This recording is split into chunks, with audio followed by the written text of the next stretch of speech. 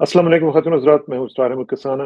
बड़ा important day है आज, बहुत ही इम्पोर्टेंट, क्योंकि आज कौमी असम्बली का सेशन है।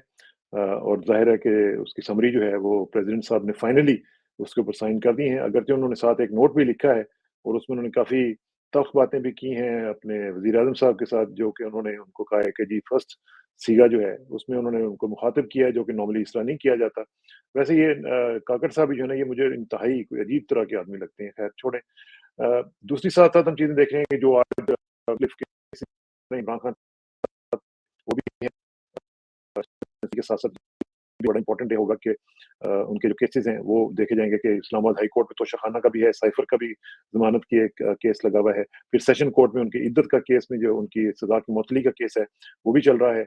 उसका भी ज़रा तज़किया करते हैं, देखते हैं कि क्या सूरत-ए-हाल जा किधर रही है और जो ख़ास तौर पर पंजाब के बाद अब सेंटर में जो फ़ोकस चला गया हुआ है, ये किधर जा रही हैं हम लोग, और इसकी हर चीज़ जो है उसका मुख्तलिफ परतें जो हैं उनको खोलने की कोशिश करेंगे। और इन तमाम अमूर पे बात करने के लिए हमारे साथ लाहौर से तशरीफ़ रखते हैं सीनियर सहाफ़ी जनाब सोहेब मरगूब भाई। सोहेब भाई, अस्सलाम वालेकुम जी। वालेकुम अस्सलाम। क्या हाल है आपके? बहुत शुक्रिया सोहेब भाई, बहुत शुक्रिया। एक तो ये है कि फिर सदर साहब ने फाइनली फिर समरी के ऊपर दस्तखत कर दिए और आज जो सेशन है वो बेसिकली फिर अब होने जा रहा है और सदर की समरी के ऊपर दस्तखत के बाद होने जा रहा है। तो ये सदर साहब ने ये पहले जो सारा शोर-ओ-गूगा किया था, उसका क्या मकसद क्या था फिर, अगर इन्होंने साइन करने ही थे एट द 11th आवर? नहीं, उन्होंने एक्चुअली तो इन्होंने आर्टिकल 91 के तहत ये डिसीजन ले लिया था कि हर सूरत में असेंबली का सेशन 21वें दिन में मुनक्किद होना है, हर सूरत में। ठीक है।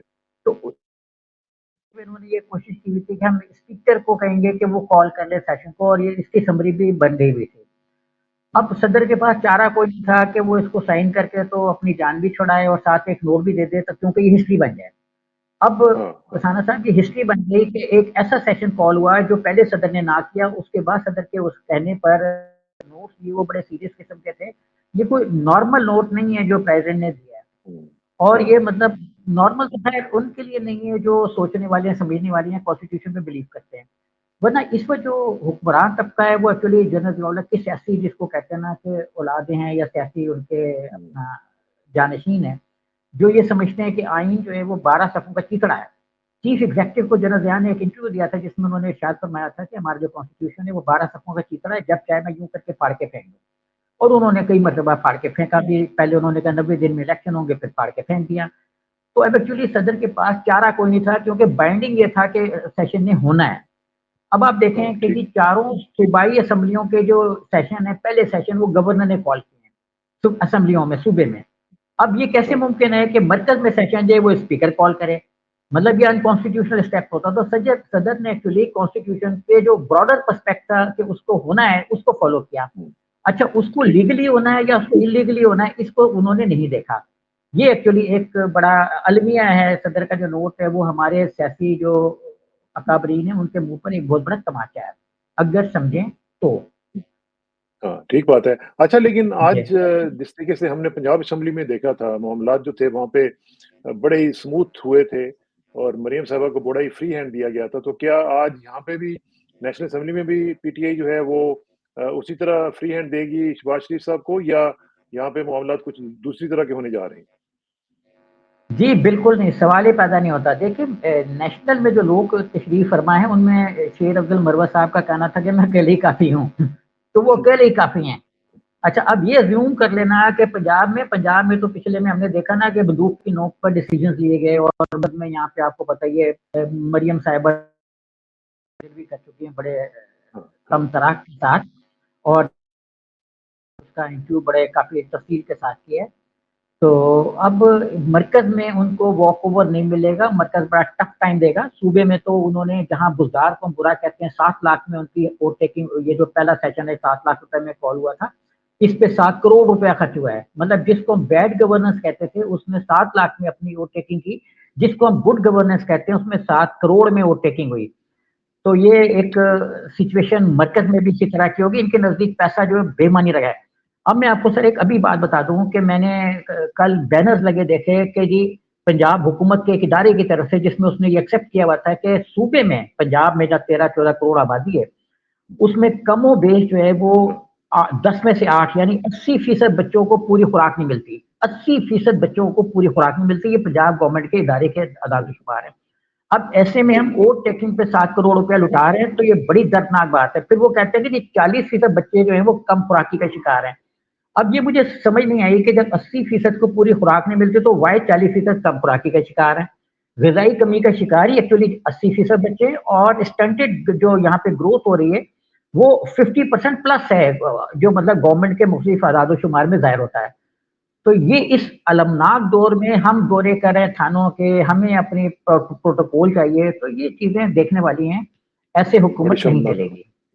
یہ صحیح بات ہے, بالکل صحیح کہہ رہے ہیں. اچھا, آج ایک اور ڈرامہ ہم نے دیکھا, وہ الیکشن کمیشن کی طرف سے, کہ جب وہ بات ہو رہی تھی وہاں پہ ریزرو سیٹس کے حوالے سے, تو انہوں نے ایسا شوشہ چھوڑا کہ جناب انہوں نے تو لیٹر لکھ دیا ہے سنی اتحاد کونسل نے کہ جناب ہمیں ریزرو سیٹس چاہیے ہی نہیں ہیں, اور ہم تو جناب یہ بالکل ڈیمانڈ ہی نہیں کر رہے ہیں. تو یہ جو ڈرامے بازی الیکشن کمیشن نے کی ہے, اور بعد میں پتہ چلا کہ نہیں, انہوں نے تو بات ہی اس کی نہیں کی تھی, انہوں نے تو ریزرو کوٹا کی بات کی ہوئی تھی خواتین کی.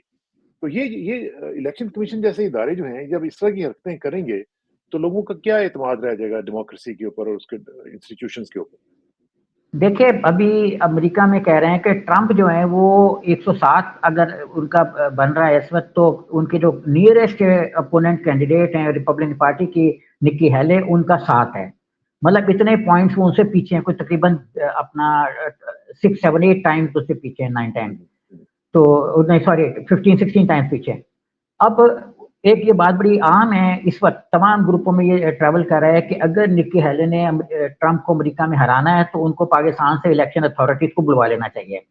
نواب دادا نصر اللہ خان جو وہ یہ بات بیان کیا کرتے تھے کہ ایک جگہ پہ ٹوٹل 50 ووٹ کاسٹ ہونے تھے, امریکی کے بھی کینڈیڈیٹ تھے, پاکستانی بھی تھے, روسی بھی تھے, اور بھی لوگ تھے. تو امریکہ کو پڑے 40 ووٹ, رشینس کو پڑے 5 ووٹ, اور پاکستان کو پڑے 450 ووٹ. تو مطلب یہ کہ ٹوٹل ووٹ سے بھی وہ 9 ٹائمز ایکسیڈ کر گئے. تو ہمارے جو الیکشن کمیشن ہے وہ اسی طرح کے الیکشن کرا رہا ہے, اسی طرح کا اس کا پرسیپشن ہے, اور اس کا جو بیان ہوتا ہے وہ اس سے ہم یہ کنسیو کر سکتے ہیں جو آپ نے بھی سوال کیا کہ الیکشن کمیشن کی سوچ کی ڈائریکشن کیا ہے. مطلب یہ ظاہر کرتا ہے کہ انہوں نے وہ پوائنٹ ڈھونڈنے, تلاش کرنے, کھوجنے, جس کو کہتا ہے کہ جس میں کہیں نہ کہیں پی ٹی آئی کے خلاف ہمیں کوئی پوائنٹ مل جائے.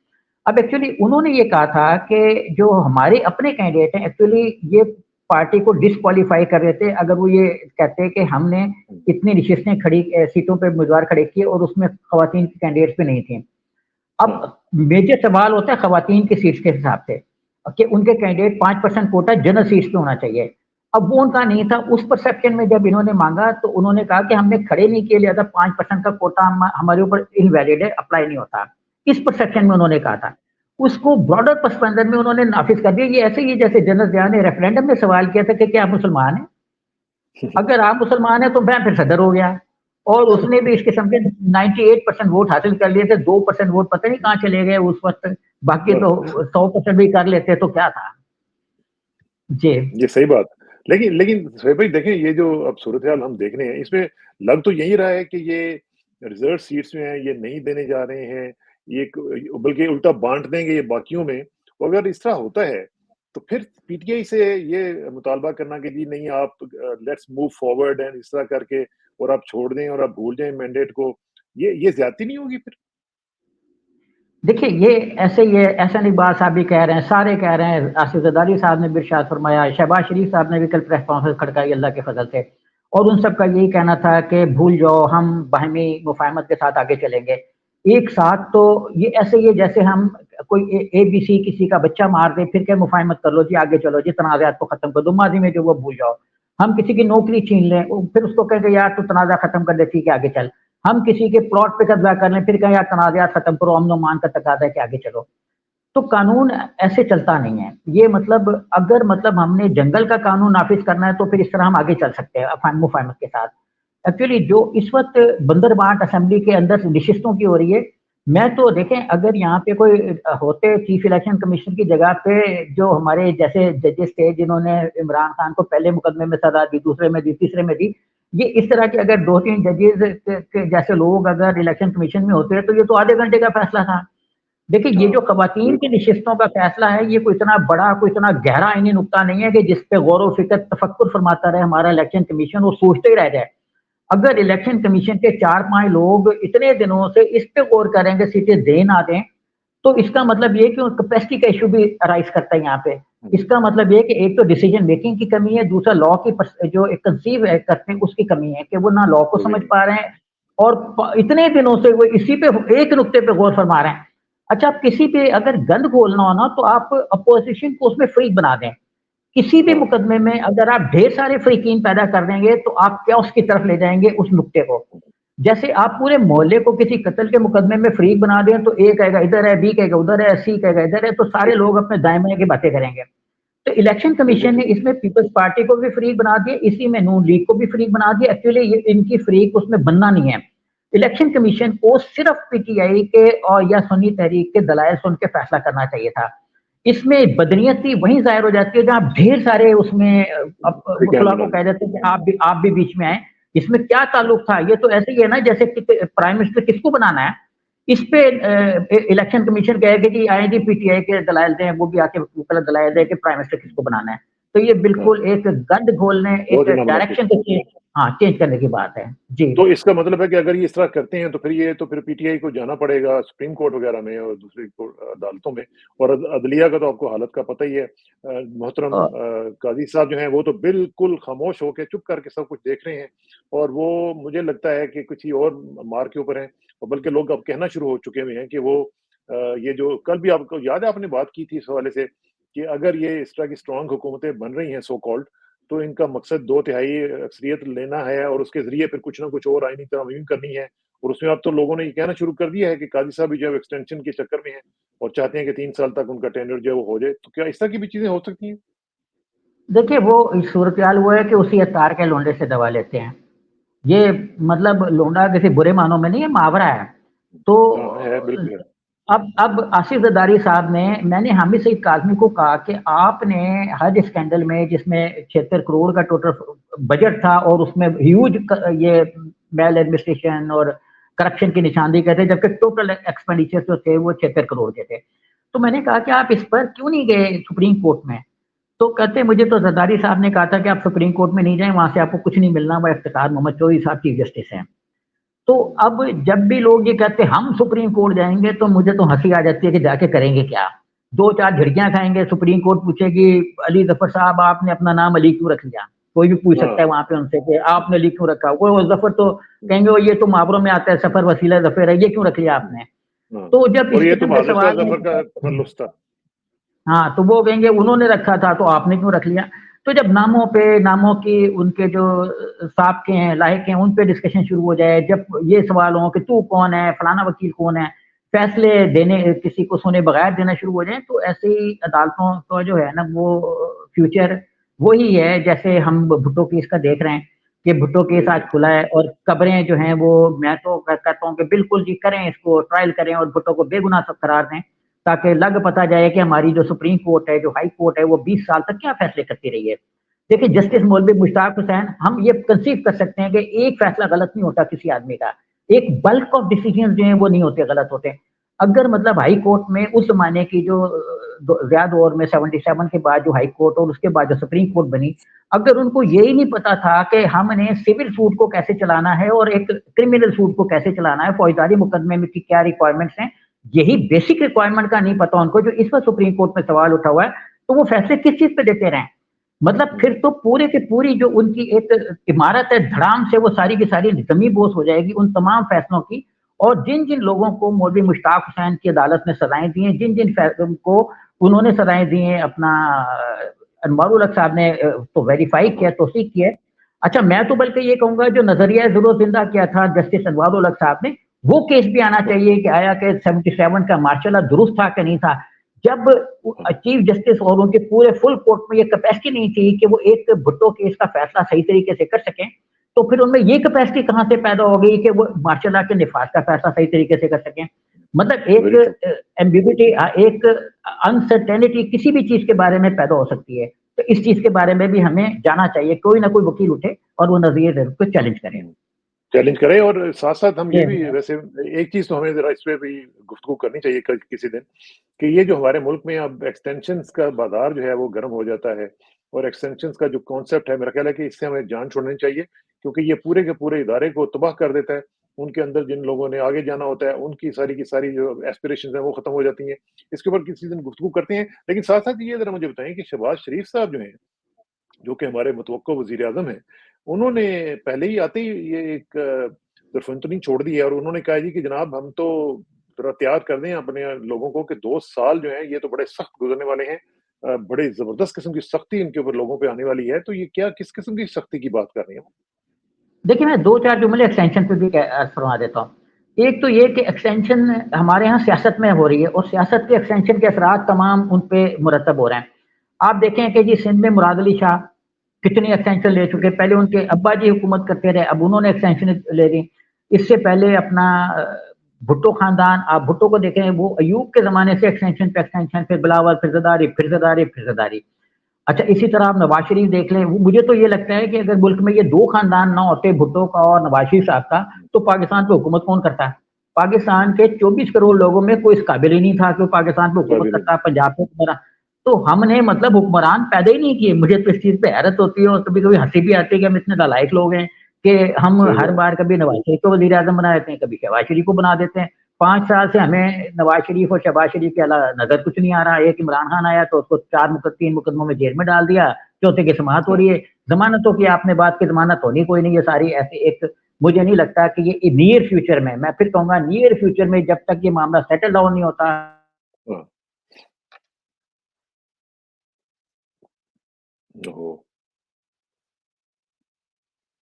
یہ کیا ہو گیا ہے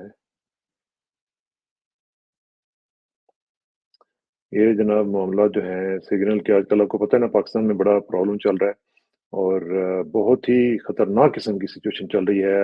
سگنل کے حوالے سے میرا روزانہ کوئی نہ کوئی پروگرام جو ہے وہ کینسل ہوتا ہے، اور معاملہ جو ہے وہ چلتے رہتے ہیں. کیا کریں اب اس میں اب افسوس ہی کیا جاتا. جی سہیب بھائی از بیک. جی سہیب بھائی آپ ایکسٹینشن کی بات کر رہے تھے. جی میں نے یہی عرض کیا نا کہ ایکسٹینشن جو ہے وہ بیماری سیاست سے آئی. ہر آدمی نے ایکسٹینشن لی، اور اس ایکسٹینشن سے دیکھیں یا تو پبلک کا فائدہ ہو. اچھا آپ دنیا بھر میں دیکھیں کہ اگر کوئی ایکسٹینشن لیتا بھی ہے، جیسے 2 بار اپنا صدر بن گئے لیکن کسی آرمی چیف نے ایکسٹینشن نہیں لی. امریکہ میں ایون آپ دیکھیں کہ اتنی بڑی فوج ہے، نیٹو ہے، اتنی وار کس لائک سچویشن رہی ہے. افغانستان کا مسئلہ اتنے $1 ٹریلین وہاں پہ ضائع بھی ہو گئے لیکن ایکسٹینشن نہیں مانگی. انڈیا میں آپ دیکھیں کسی army chief C D C تھے جو ان کے آرمی چیف بپن راوت، ان کو ایکسٹینشن ملی تھی. وہ پاکستان کی، وہ دنیا کی ہسٹری میں واحد مطلب آرمی چیف تھے انڈیا میں جن کو ایکسٹینشن ملی تھی. اور ان کو، لیکن ان کو بھی آرمی چیف کے عہدے پہ نہیں ملی تھی، ان کو ملی تھی سی ڈی اس میں چیئرمین بنا دیا تھا ان کو ایک جوائنٹ کمیٹی کا. اچھا اب آپ دیکھیں کہ جن کو ایکسٹینشن ملتی ہے ان کی پرفارمنس کیا ہوتی ہے. مطلب سوال تو یہ ہے نا کہ ایکسٹینشن ان کو ملتی ہے جن کی پرفارمنس کیا ہوتی ہے. اور وار لائک سچویشن ہے، چلو فیلڈ مارشل ایوب خان صاحب تھے، انہوں نے اپنے آپ کو فیلڈ مارشل بنا لیا، خود ڈکلیئر کر دیا اور ہو بھی گئے. تو ایکسٹینشن کا موٹیو کیا ہے؟ کیا کوئی ایسی سچویشن ہے کہ اگر کوئی نیا نیچے سے آتا ہے، چاہے وہ چیف منسٹر ہو، چاہے وہ پرائم منسٹر ہو، چاہے وہ آرمی چیف ہو، چاہے وہ چیف جسٹس ہو، کسی بھی عہدے پہ ایکسٹینشن جو ہے ایکچولی ایک لالچ کو کریٹ کرتے ہیں. اسلام اس لیے منع کرتا ہے کہ آپ عہدے خود اپنے آپ کو پرپوز نہیں کر سکتے. اسلام میں یہ ایک چیز ہے کہ ہم اپنے آپ کو یہ کہہ ہی نہیں سکتے کہ میں کینڈیڈیٹ ہوں. کینڈیڈیچر الاؤ نہیں ہے اسلام میں. اچھا یہی وجہ ہے، اس کی وجہ یہی ہے کہ اس میں لالچ آ جاتا ہے، اس میں توقعات آ جاتی ہیں. اس میں جب پارلیمنٹ کے آگے کوئی جھک جاتا ہے تو مطلب اس کی تو وہ ہے نا، جھکنے والوں نے عظمتیں پائیں، ہم خود ہی کو بلند کرتے رہے، جو ایک علامہ اقبال کے شعر کا لوگوں نے ہمارے سوسائٹی پائیں. جی جی صحیح بات. لیکن صاحب شہباز شریف کا آپ نے جواب دینا ہے. شہباز شریف صاحب کون سی سختی انٹروڈیوس کروا رہی ہیں؟ دیکھیے شہباز شریف یا تو یہ کہنا کہ ہم روٹی 3 روپے کی کر رہے ہیں، 5 روپے کی کر رہے ہیں، لیکن میں بس میں ٹریول کروں گا. اور انہوں نے جو پچھلے میں کہا تھا کہ میں اپنے کپڑے بیچ کے ملک کے قرضے بھی اتاروں گا اور غربت بھی دور کروں گا، تو اپنے کپڑے بیچ دیں. ان کو یہ پتا تو ہے نا کہ میرا ایک سوٹ کتنے کا ہے. ان کا ایک گرم کوٹ 15 سال پہلے جو وہ 1.25 لاکھ میں بنتا تھا، اب 3.25 لاکھ میں بنتا ہوگا کیونکہ ڈالر بڑا گر گیا ہے، چڑھ گیا اوپر. تو یا تو مطلب وہ یہ کہیں کہ جو وہ سختیاں لا رہے ہیں اس میں بجلی جو ہے وہ 300 یونٹ فری ہوگی اور وزیر ہاؤس جو ہے وہ مارکیٹ ریٹ پہ پیسے دے گا. ملک کے حالات اس وقت تک ٹھیک نہیں ہوں گے جب تک کہ حالات پرائم منسٹر کے لیے سخت نہیں ہوں گے، پریزیڈنٹ کے لیے سخت نہیں ہوں گے. جو ایوان صدر میں زرداری صاحب تشریف لے کے جا رہے ہیں ان کے لیے جب تک حالات سخت نہیں ہوں گے، وہاں پہ ہر چیز کی پیمنٹ نہیں ہوگی. ہر چیز کی پیمنٹ ہونی چاہیے اتنی ہی جتنی کہ ایک عام آدمی کی ہوتی ہے. مثلاً ان کو جیسے یہاں جو کم سے کم آدمی کی تنخواہ اس وقت 30,000 روپیہ ہے, تو اگر 30,000 روپے صدر کو ملے تو ان کو پتہ لگے گا کہ سختی ہوتی کیا ہے. اب پرائم منسٹر صاحب آ کے کہہ دیتے ہیں کہ سختی ہوگی. یہ سختی کا ہم دورانیہ جو ہے نا وہ ہر حکومت کے شروع میں سنتے ہیں کہ 2 سال سخت ہوں گے, 5 سال سخت ہوں گے, ہوتے سخت عوام کے لیے, اور وہ 2 سال نہیں ہوتے, وہ ایکچولی پورا کا پورا ٹینیور ہوتا ہے. 70 سال عوام پر سخت گزرے ہیں, یہ بات لکھ لیجیے آپ. زرداری صاحب نے جب 1994 میں آئی پی پیز کے ساتھ معاہدے کرنا شروع کیے تو پتہ نہیں وہ معاہدے کہاں اتھارٹیز بھنگ پی کے سو گئیں.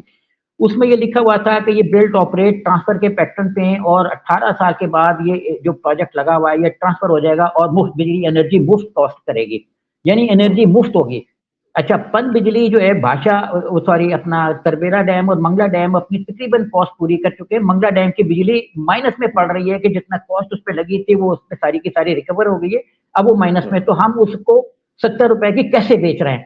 یہ ایک شرمناک صورتحال ہے, اور اس کی وجہ صرف یہ ہے کہ عوام اس جملے کو بڑی لائٹلی لیتے ہیں کہ سخت آنے والا ہے. عوام کو پوچھنا چاہیے کہ بھائی سختی کیا جاتی عمرہ میں آ رہی ہے, سختی جو ہے بلاول ہاؤس پہ آ رہی ہے, 70 کلفٹن پہ آ رہی ہے.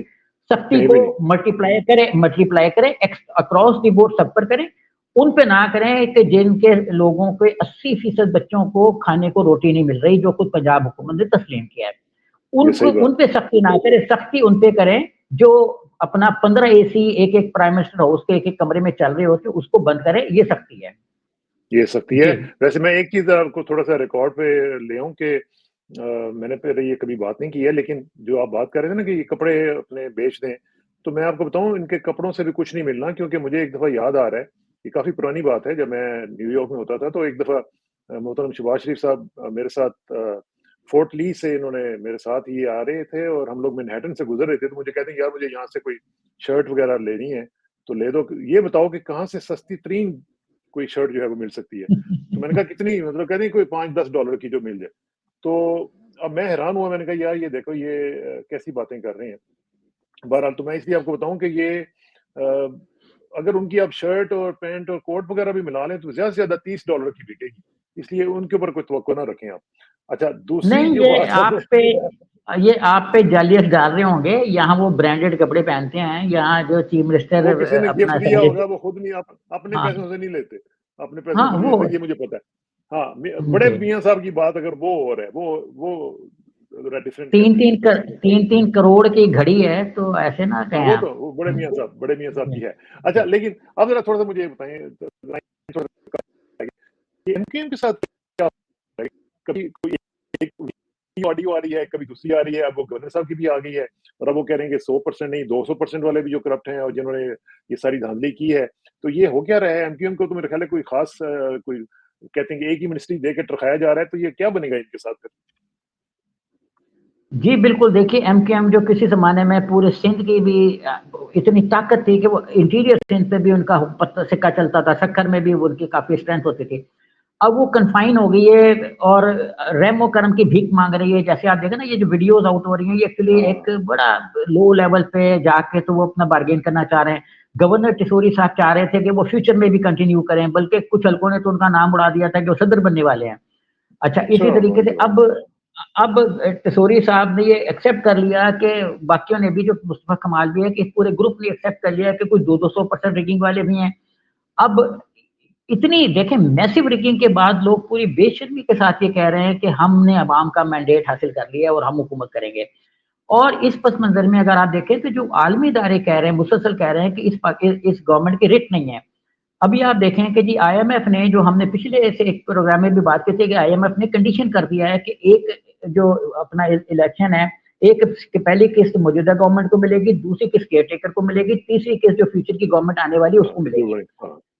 ابھی بھی جو ہماری اطلاعات ہیں وہ یہی ہے کہ آئی ایم ایف پیورلی مذاکرات کرنا چاہتا ہے عمران خان کے ساتھ یا ان کی ٹیم کے ساتھ, اور اس وقت تک ان کو وہ لون نہیں ملے گا.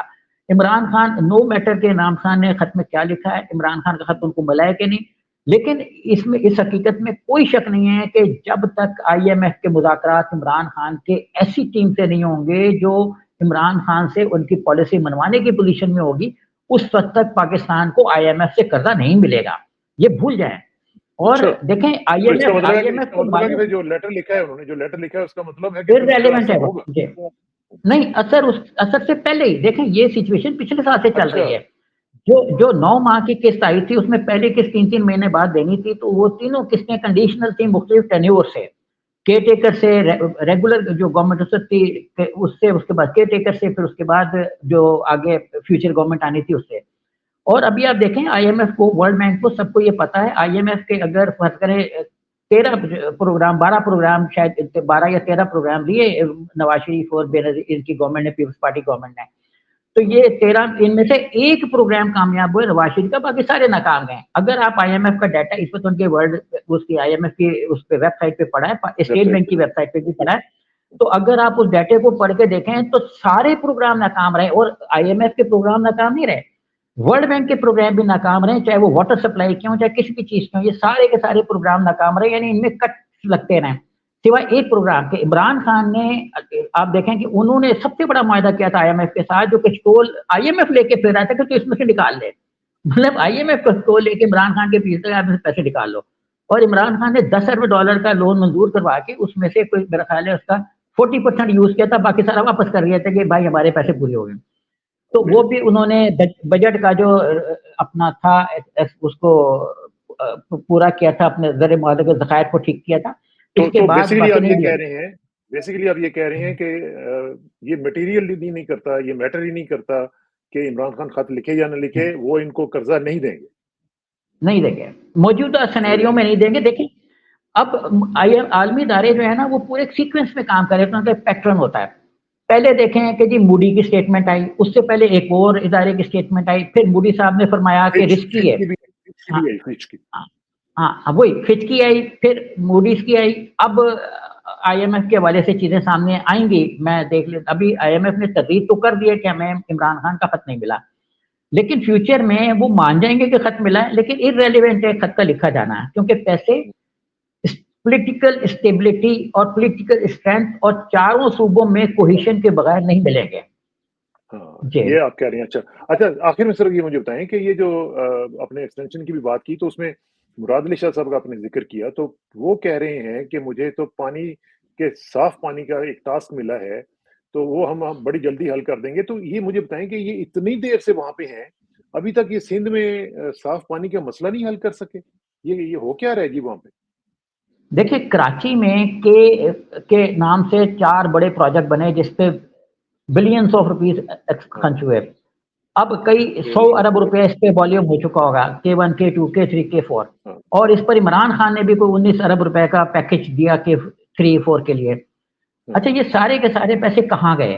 مطلب وہاں پہ جو لگ رہے تھے واٹر کے پلانٹ وہ کام نہیں کر رہے، اور اس وقت تقریباً سارا سندھ جو ہے وہ پانی کو ترس رہا ہے. اور کراچی میں تو آپ دیکھ بھی رہے ہیں کہ بعض اوقات تو قتل و غارت گری شروع ہو جاتی ہے اس پہ، اپنا کنٹینرز پہ، اور واٹر کے جو اپنا سپلائی ہے وہ ساری کی ساری مافیا کے ہاتھ میں ہے. اور بعض مقامات پر تو مطلب سیکیورٹی اداروں کو بیچ میں آنا پڑتا ہے کہ پانی کی تقسیم کو مناسب بنایا جا سکے. تو یہ دیکھیں بھٹو جو ہے نا وہ پتہ نہیں کہاں پہ زندہ ہے، کیونکہ اس کا جو فلسفہ تھا روٹی کپڑا اور مکان، وہ کہیں بھی زندہ نہیں ہے پورے پاکستان میں. مطلب اگر پورے پاکستان میں بھٹو 1977 سے زندہ ہے، بدستور ہماری سیاست میں ایکٹیو ہے، تو روٹی کپڑا اور مکان یہ تینوں چیزیں نہیں ہیں، اور اس کی رسپانسبلٹی ان لوگوں کی عائد ہوتی ہے جو اتنے عرصے سے حکومت میں ہیں. یہ بالکل صحیح بات ہے. اس کے اوپر سلسلہ گفتگو جاری رہے گا. سہیب بھائی بہت بہت شکریہ، انشاءاللہ جلدی ملاقات ہوگی جی. Thank you very much for your time. السلام علیکم.